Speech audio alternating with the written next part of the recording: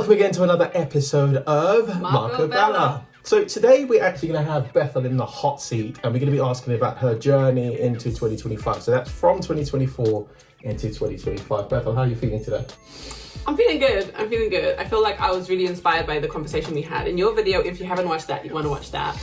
Kind of like a prelude into this and kind of give some hints into my 2024 because obviously we shared that year together. Yeah. Ta-da. There we go. So I guess what we're going to do is I'm going to ask you a couple of questions. Similar to what you did, and then I'm just going to be sat here in the seat listening to your feedback, and perhaps I might even, add some thoughts to some of your responses. Let's see how that goes. Go for it. Feeling so good. The first question for you is, if 2024 was a movie, what genre would it be? I was like, is there like a genre called depression? Sorry. Okay, so I went for tragedy, like being like a thespian drama person. I feel like Shakespeare's Tradada. Yeah. I feel like Shakespeare's tragedies have like a lot of like a mixture of everything. They've got love, they've got romance, they've got like comedy, they've got like like everything. Then they've got the drama, then they've got the tears, they've got... In my head, I've got much ado about nothing. Yeah, like those kind of things. I'm thinking Romeo and Juliet. Those kind of things where it's just like, you get your hopes up and then everything just goes... Oh, no. But then there's the epilogue at the end, which kind of like brings everything together. And then it's like, okay, so this terrible, tragic thing has happened. However, we move forward into a new year and we have space for new life. So what was the tragic thing in 2024? Oh, gosh. If there was tragedy from what I'm There was too many tragedies, I feel like by December 31st, I was like, whoop, I made it out alive. And what is it about the year, the crossing over to another year, that makes you think, actually, this is a fresh start? That is like, I feel like that's going into 2025 video where we'd be like, no, 2025, guys, stay tuned. That is going to be a whole nother video. But yeah. I guess, what made walking away from 2024 that much better? Because I know you talked about tragedy in 2024, but then moving on to 2025. What was it that made it? Well, I think something that I learned in 2024. So I'm a major empath. I live for other people. Mark's looking at me with this face like, oh, really? Good use of word. But yeah, I live for other people. I tend to like be motivated by helping others. I'm also a social worker. That's part of the role. But what I realized is that I need to live for myself and to stop living for other people. So that's kind of what I'm taking out or walking away from 2024 for, prioritizing myself. And that might sound selfish, but you can't pour from an empty cup. Like, and I think we talked about that as well with you. Like, unless we are well in ourselves, unless we're recharged, like we can't give. So prioritizing myself, saying no, and having like really firm boundaries. So I like that. Yeah. I think there's a book around boundaries anyway. I'll come back to that. So if you had to describe your personal growth in 2024 as a single metaphor, what would it be? This sounds so gruesome because I feel like your video was so uplifting and like all these things. No, but that's your experience. I know. I feel like it was like pulling myself out of quicksand. Whoa. Like, it's a good expression though. Everything really was just like, there was no, it felt like there was no stability. Like everything was changing around me. And you weren't going anywhere? And I was holding onto this rope and I'm like pulling myself out like, I can't do this. The worst part is that I felt like some people were putting me down. And wow. Yeah, it was just that I just feel like 2024 was it was a year of, but that really grew my muscles, right? Because I had to pull hard to get myself out. Because it sounds like your life is heavily influenced, shaped, and somewhat impacted by people, or revolves around people. I think that's a better word. Revolves around people. Yeah, I guess hence why I said like I'm leaving that behind in 2025. Like I have to prioritize on myself.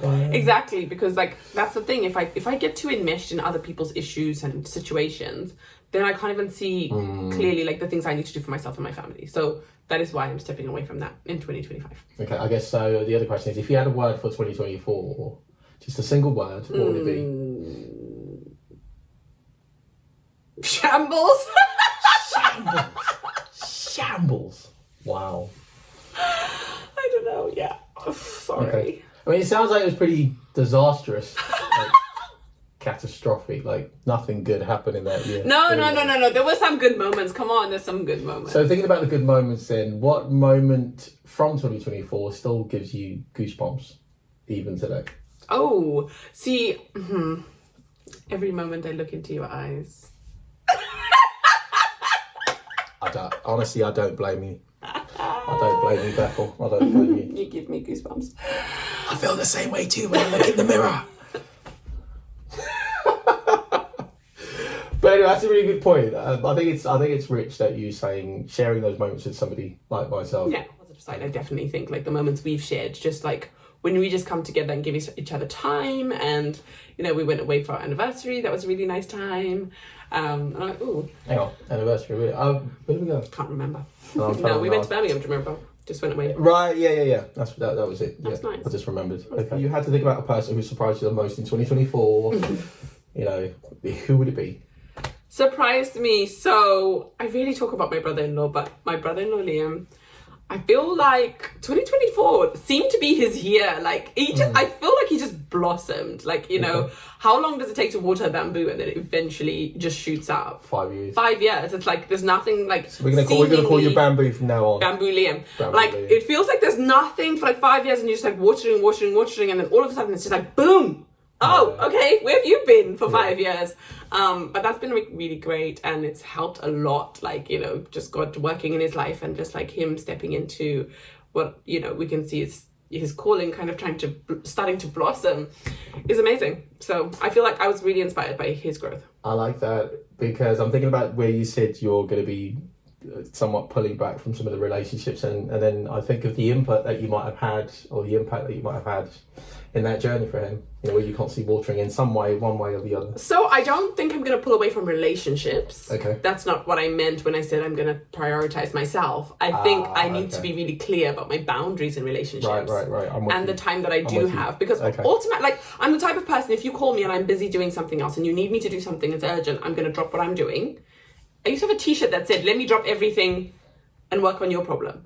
And I feel like that was me, but that can't be me anymore, because then I have nothing for myself. So if I've got something that I need to do, then I can say, I can help you, but in 2 hours time or whatever it is. Like, I need to be really clear about what those boundaries are so that I don't burn out. If I burn out, there's nothing left. True. So if you had to think about a lesson that you learned the hard way in 2024, what would it be? Because you talked about burnout, so I guess there's many other lessons that you learned. So yeah, what would that be? I feel like that's a musical note. Friendships was a big learning curve for me in 2024. Okay. I think I'd got to a point where I relied on human beings a lot. And then as a Christian, like, so if we just take this in a Christian context, that's actually like contrary to what we really should believe. We should really rely on Jesus, right? He should be our friend that sticketh closer than a brother, the one that doesn't sort of let you down. But I feel think we're going to get brothers, mothers, fathers. Absolutely. Now, I'm not saying don't have friendships. Right, okay. I'm just saying, like, for me, I'd got to a place where, like, if something was wrong, instead of me, like, maybe stopping, praying, committing into the Lord and finding out what he has to say, I would quickly just be on the phone to whoever and just like, hey, what's going on? This is happening. Help me process. That's a good point. And for me, that was, like, a huge learning curve, because now I feel like when something happens, my first port of call isn't to go pick up the phone. It's to go, what can I do? How do, pray? What scripture can I think of? Go for a walk, like self, soothing and those kind of things. So, yeah. Interesting. Okay, so if you had to relive one day from 22 to 24 over and over again, what would it be? Do you know, I had to think about this because I was like, man, I wouldn't want to relive any of 2024. A whole year? Mate. But then I was like, oh, wait, hold on. There's actually 2 days that I could probably relive. Like, one would be your birthday, which that day was just like so special. That was rich. Yeah, it was. Like, that surprise party coming together and just having everyone in the room dancing. It was just so live. I loved that day. That was just so live. Me doing something like that for you, like something that I really, really love. Yeah. And seeing how happy you were and how happy it made you. I was gonna say, and it being a success, you're able to actually completely fool me. It was so good. And I just have to say thank you to everybody that helped me. Yeah. Love you so much. But The other moment was like right in the beginning of the year. Do you remember when we went back to Rum Point Beach because I had messed up on the day we first went to Rum Point Beach? I was on my phone creating content for you guys. I missed the entire experience. Yeah, that was hilarious. And then I was like, please can we go back? I was like, I want to go for a walk. And they're like, we've all gone for a walk. We've all explored. I was like, I haven't that. even seen it. So we had to go back to Rum Point Beach and just chilling and playing in the water and the kids splashing in the sand and then like going for walks and looking out on the horizon and just seeing blue for days and just that moment. And then stopping at, what was it, Great Tree, like the shack, the little shack by the beach, and then like, you know, the stingrays are like swimming by and Micah's like just exploring in the water and like and then those dumplings as well. Some of the best dumplings I've had, actually. We actually drove there on the day we were leaving Cayman Islands just to get the dumplings and then go back to the airport. It was crazy, but it was good. I loved that day. Okay, all right, that was a good one. And what was the time when you felt completely outside of your comfort zone? So I don't normally talk about work on this channel, but when I started a new job in the MASH team, which is like I'll say it's like the A&E of social work. So where people phone when they've got a problem, when they're worried about a child. So I'd never worked in such a fast-paced team. I'd never worked in that team before. And I kind of got thrown in the deep end a little bit, which was great. Because you've done it over and over and over. But being thrown in the deep end. Thrown in the deep end and learning to figure things out. I know, but I felt like in the beginning I was like so out of my comfort zone because I've never done that before. And I was like, whoa, okay, it's happening so fast because it doesn't stop. A&E, if you've been to the A&E, the emergency department for Americans, like it's quick. And you know, you're triaging all these things. Well, where's this going? Where's that going? What's happening with this? But it fine-tuned my decision-making skills in a way that nothing else would. Like if you're a social worker and you're watching this video, MASH team, like it will help your decision-making skills like so much, you know, your thresholds and all that. It just like really helps my safeguarding skills. So I also feel that trickled into my personal life, like because I take ages to make decisions. Oh gosh. Yeah. Like, I'll be like, Mark, what do you think? And then I'll write everything out. And then it'll be like, so let's talk about it like 3 times. And then talk to this friend, talk to that person, pray about it. Yeah. Now I'm just like, 1, 2, 3. No. Well, I have seen a marked difference in terms of how you make decisions now since that time. So that's really that's positive. And the other question I was going to ask you is, if you could send one text message to yourself, your 2024 self, now, what would you say? Okay, hold up. I'll be like, girl, brace yourself. It's going to be one hot year. Oh, wow. But just stand on the word of God, seek his counsel, and you will make it into 2025. What does that actually mean, though? Because I wasn't prepared for 2024. I thought, we started off amazing in Cayman Islands. Everything was going great. Everything was just bam, bam, bam. Everything was good. And then, it just, probably from about April, I'd say, maybe, things just started taking, a negative turn. And, it was just one life lesson after the other. And it was just, life was just going... And I'm like, whoa! Because I wasn't expecting it. That's what I'm saying. The text would say, brace yourself. Because sometimes when you go into something, when you don't expect it, you just think whoa, and then you're not equipped to kind of deal with it. Yeah. But, do you know what? I'm listening to you speak, and I'm wondering whether that has something to do with your level of responsibility. So perhaps where you were graduating from, say, university and actually getting into a real job, uni was a bit lax. You could do things at whatever time frame, and take the time to do things. But in our work, it's consistent routine and structure, and then loaded on with responsibility. So I'd imagine from all the different hats that you wear... Yeah, I feel from April, you graduated into other realms. Well, I started working full-time again. That was one major thing. And then running the companies and everything else we do. The ministry, all that. What? Yeah, it was a lot. It was a lot. And I feel like my body was like, what is going on? This is a lot. And then so when things would happen, I didn't have the resilience to kind of manage that.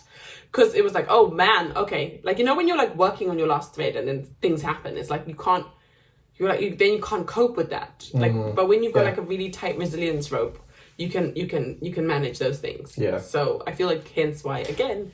And I wonder what it was about 2024 that made you feel like you didn't have the resilience, because obviously you're somebody who's constantly dishing out resilience to so many other people. That's the problem. Yeah, I suppose maybe you ran dry. Yeah. I feel like it was a wilderness experience. 2024 was that wilderness, dry. Okay. So speaking about the wilderness, 2024, what decision did you make in 2024 that felt small at the time, but ended up changing everything for you? Yeah, I feel like there was two things. One was like my physical health and well-being. So I was on a weight loss journey and you were helping me with it. Thank you so much for everything you helped me with. And then I lost like a lot of weight and I got down from 102 to 85 kilos and I was looking like when I went to Cayman Islands, I was feeling so good in myself and I was like, yeah, woo! Got back, like I still maintained my weight, you know, and I was doing so well. And then I kind of got a bit overboard, like fasting with the intermittent fasting. I started doing like 2-day fasts, going into like 51-hour fasts. It was a bit crazy because I'm like an all or nothing person. I was just about to say. Yeah. There is that part to... Yeah, and I like to push my mind. But then what I didn't realize that this is the decision I made that kind of changed everything. I decided to not go to gym and not have a coach. So when I first started my weight loss journey, I had a coach and he would kind of talk me through the things I needed to do and then watch my progress. Now, when I was fasting, I didn't have a coach and I didn't have somebody to tell me, Bethel, you are overstepping it. Your body can't handle this. Okay. So what happened is I overdid it and my body, I literally got physically sick. Like I got sick for a week. My body was like, what are you doing? Didn't the same thing happen when you were doing that marathon thing? About 10 years ago, I think it was, or something like that. When I was 30, so 5 years ago. But yeah. So sometimes I do need that person to go, no, stop. You know, you're overdoing it because I will push myself. I'm that kind of person. If I'm loving what I'm doing and I'm feeling the vibe, I'm like, yeah, let's go. But then don't know when to stop. So when then I spiraled and I just put on tons of weight again. And I went back up to 92. Okay, I didn't go to 102, which is great, but I did go up to 92 and then I couldn't get back. And I was like, okay, I'll try and do it by myself. Never worked. Tried to go to this other gym, didn't work. I just had to go back to my original trainer, Scott. Thank you. Shout out Mighty 100. And he was like, yeah, of course, you burnt yourself out, girl. Like, hence why I'm saying, like, I have to put boundaries to myself because I burn myself out. Like, I have to maintain and look after myself. So that was a major decision that really spiraled everything because I wasn't physically well in myself, that impacted how I was emotionally, how I was mentally. That resilience wasn't there. I couldn't come back. And I'm feeling so much better for, like, going back. But anyway, that's for another video. Oh, the other decision was not filming. Oh, yeah, that was a big one. Yeah, and I feel like so many of you throughout 2024 were like, what is going on? What is going on? And to be honest with you, like, I tried a few times.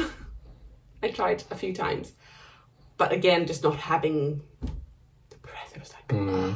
And also, you know, this is a team effort. I mean, if anything, I was probably one of the reasons why we didn't film as much. So...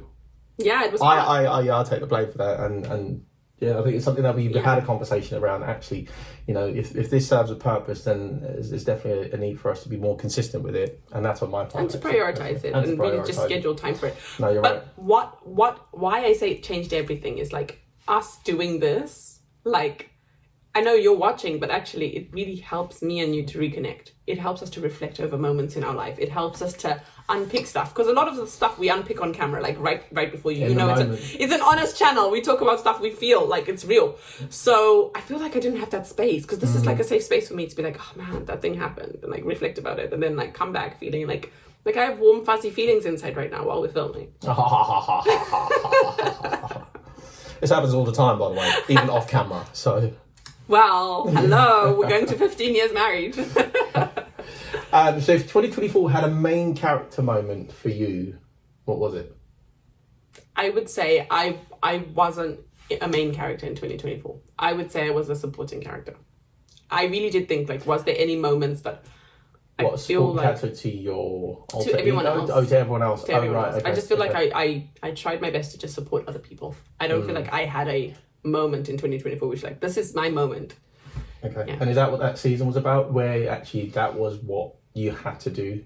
Yeah, I feel like that's what I had to do. I just kind of like needed to make it through and just like support others to also get to where they need. So in supporting others, what was the mindset or habit that you kind of had in 2024 that helped you, I suppose, move forward in some way? Or a mindset and a habit that you bring into 2025? Family first. Family first. Like, it's so crucial you know, when we had kids, it was like, we want to be there for our kids. And I know, like, this is not like, you know, putting anyone down or anything like that. Like, when you have to work to make money, you have to work to make money. It is like that. I feel like 2024 became a bit like that. It became a bit about like, I need to work to make money. And I felt like I was working all the time and I wasn't putting my family first. And that added to like the lack of resilience, because I was just burning out on every front. You know, yeah, the bills were getting paid, but I was just a mess. You know, and even the children were just everywhere. The behaviors were just everywhere. That's like a whole nother video, but yeah, it was mad. And I was just like, oh, something's missing here. Like, mommy is not present. And that really impacted my children, and it impacted our family life and everything. And I was just like, no, this can't be. So I feel like, you know, 2025, I'm healing. And I'm healing because this is a great quote that I saw on somebody's WhatsApp status. Is like, heal because we have children who deserve a better version of ourselves, not the broken version. So I was like, yeah, that's totally true. My children deserve the best of me. They don't deserve second best or third best when everybody else has had a chance. Yeah. You know, and then I come back and I'm like, ugh. You know, so. I hear that. And I like what you said about, you know, family first, because at the end of the day, that's what we've always been about. You know, this whole channel is all about how do we have better relationships with the people that are within our close circle, and that circle starts with family. Us. Yeah. As the scripture says, charity begins at home. So, another question for you, Bethel. So, who was the most important person in your life in 2024 and why?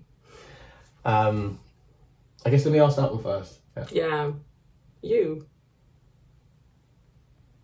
Okay. It sounds so cliche, but you're just the one consistent person in my life.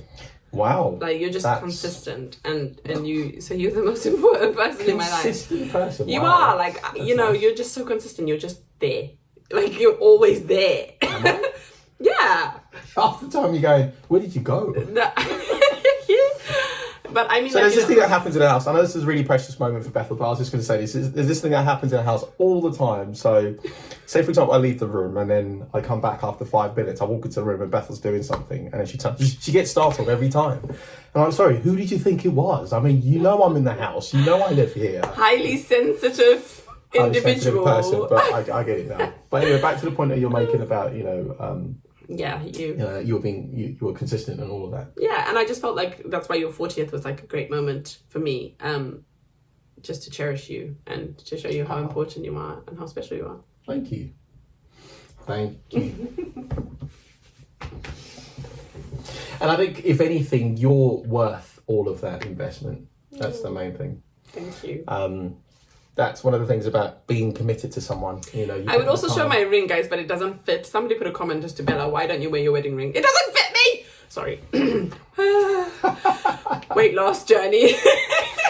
There we go. We're on track. We're on track. It's been 7 years since it hasn't fit me. I was just saying about how, of course, because we are committed to each other, that's what we do. Mm-hmm. You know, it's not always going to be the kind of glitz and glamour spotlight moments, but you know, it's down in the trenches where we stick together and just remember our vows. I guess you're holding onto the rope at the other side of the quicksand rather than the tree. Maybe you're the tree. The metaphor of the tree. You're the tree.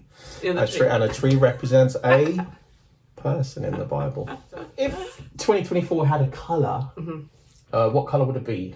And I suppose the other question is, what does it represent for you? I'm so sorry. It's just so morbid. I'd say grey. Just because, by the way, grey is not a morbid colour. Well, it's an uncertain colour. It's a sophisticated colour. Sophisticated. You love grey. Grey is your favourite colour. Like, but for me, grey is like grey. Like today, like it's grey skies. A grey day. Okay. It's grey skies. I'm it's grey days. It's grey brain fog. It's like a lot of like uncertainty and stuff like that. That would be the colour for. That's good. That's true. Yeah. Okay. So a grey 2024, just clouds from January all the way through. Not from January because we're in Cayman Islands. Okay, February all the way through to Christmas. I was just like, where am I going? What's the purpose in my life? I felt like there was no kind of, where am I going? What am I doing? Like, who am I? Yeah. It's kind of like Okay. Yeah. And I guess as you were speaking, I was thinking about, you know, what was the vision for 2024 and why is it that it became unclear as you kind of went along or through the year? I don't know what the vision was for 2024. I can't remember. Like, I can't go back and go in 2024. Because there were so many things we were considering. Like, in 2024, we were thinking about leaving England. Like, we were really seriously We considering. were that close. Like, we were really, like, done. Like, I'm done with this place. Because of the grey days. And there's a lot of things. Like, England doesn't tick our boxes in terms of... And having gone to Cayman Islands, I feel like that kind of was like, oh my gosh, this place is beautiful. Like, people live like this? Like, oh my gosh, you know, this like... I think it was, and also the simple life of not having to be chasing the paper every other the work-life balance. Work-life balance with the kids, and just being able to spend all that time in the sun. And I was like, I think I want more. Just enjoy good food. You know, it wasn't even that we were doing anything particularly great. It was just the environment was great. Like, you just go outside and it's like, oh, I feel great. I could just sit here for hours. Yeah. Like, Christmas Day was just like swimming and then like just having a little barbecue. Just the four of us were just like, it was good. Like 5 of us with April. And So this is Christmas in Cayman Islands. So we've got literally, we just had a grill, put all our food there, and then we're sat by the pool, which we have all to ourselves, by the way. And Mike is enjoying watching a movie whilst he's having his Christmas lunch, if you want to call it that. There was nothing, no like trimmings or trinkets, but it was just special. Like. So what moment would you sort of, would make you feel grateful about last year? When you think back? Every moment that I just, you know, there's this moments, especially like when you just look at what you have and you're in the moment, you're present. Like moments when you catch Raya doing something, or like, you know, when they look up at you and you just look into their eyes, like, or when I watch them playing with you, those moments are like special moments for me, because I'm like, I remember having those moments when times were tough and I'd look and go, I'm so grateful for my family. I'm so grateful for my loving family. I hear that. And I think it's nice that you said about present in the moment, because a lot of the times we tend to be pushed left, right and centre, you know, and we struggle to actually be just there. So it's good to be grounded and find things, tap sometimes if you need to become present. So I guess if you could rewatch 2024 or a moment from 2024, like a movie scene, which one would it be? Okay, so this one, I chose this one because I've been married to Mark for 15 years, right? And, well, it's going to be 15 years. It is 15, yeah. I have never seen Mark cry. And I was like, mate, like, are there tears in there? Like, do you have tears? Anyway, not that I want to see him crying. Well, I think you do. You wanted to see me literally melt down and just... No, because I was like, there's been moments in our life where I felt like you should have cried. Like, people dying, like, people you were super, super close to. I was like, where's the tears? I don't understand. Like, are you just emotionless? Yeah. But, like, so, like, my moment was seeing Mark cry. I think there's like, yeah, I know, because some people will go, oh yeah, boys don't cry and all that nonsense, which I don't agree with. But I think what happens in a lot of relationships that I have is I am present in the moment when I'm interacting with those people, and I cherish all of those moments, which is why I have rich relationships that I've had for years, even some when I was still a baby. Beth was one of them when I was still a kid. And so even when they do pass, I mean, sometimes you have, you know, deaths that are sudden, and you don't have the opportunity. They're shocking. You don't have the opportunity to actually say bye. But a lot of the times, that constant interaction, that engagement, you know, I don't know, there's a level of, you're satisfied. You're like, actually, I've poured in and they've poured into me, and we at this place where, even if, of course, now I'm going to miss them more. But actually, the relationship was nourished, and you know, it was well fed, and all of that sort of stuff. That's a good. So you're not like wanting anything. So that's a really good learning point, actually. Like count every moment with that person and enjoy that moment. Yeah, I mean, I know this is all about you, but I had one moment, for example, when I lost my grandma.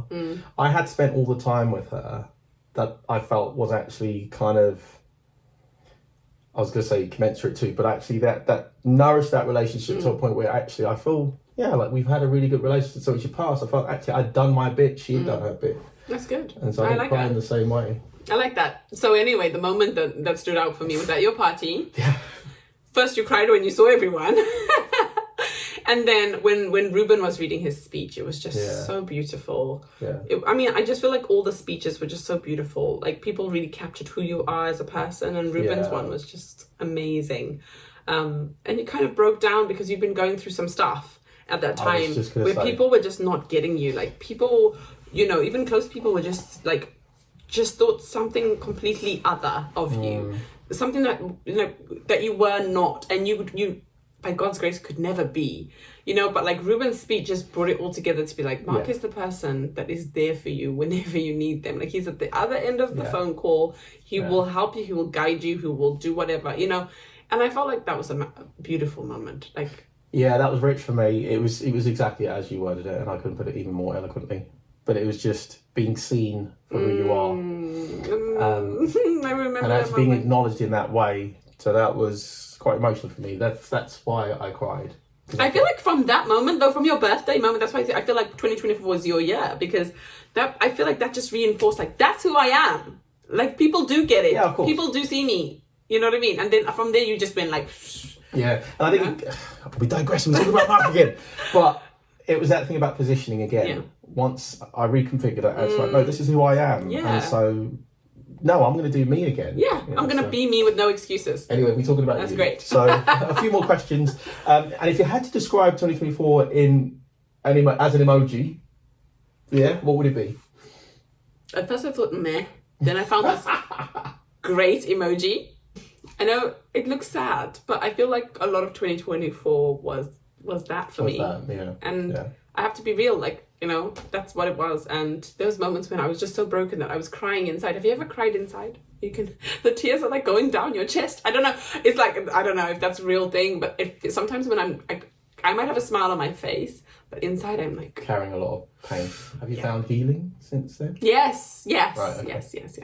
Less people are going, she's walking around with a lot of pain. She's walking around with pain. About it? No. Like, what doing about it? Okay. Right. 2025, guys. Lots of footage coming. And this is the last question, which is, what's the biggest thing 2024 prepared you for in 2025?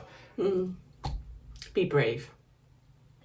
Be brave. Is that from the That's from the youth camp?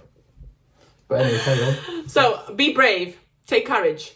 And that is going to lead into our next YouTube video, because 2025 is all about be brave. Mm-hmm. Be courageous. Be bold enough for good courage. Yeah. Yeah, the words to Joshua. Absolutely. Yeah. Okay, well, Bethel, thank you very much for sharing a part of yourself. Thank you. And guys, if you have watched this video and enjoyed it, please remember to like, comment, and subscribe. It does actually help us to keep going, because we realize that people do follow it and enjoy the content. So thank you so much. And if anything else, we want to be having more conversations with you. So if you've got stuff that you think actually be great to talk about this, let us know so we can actually have those because we want to have other conversations. people on the video.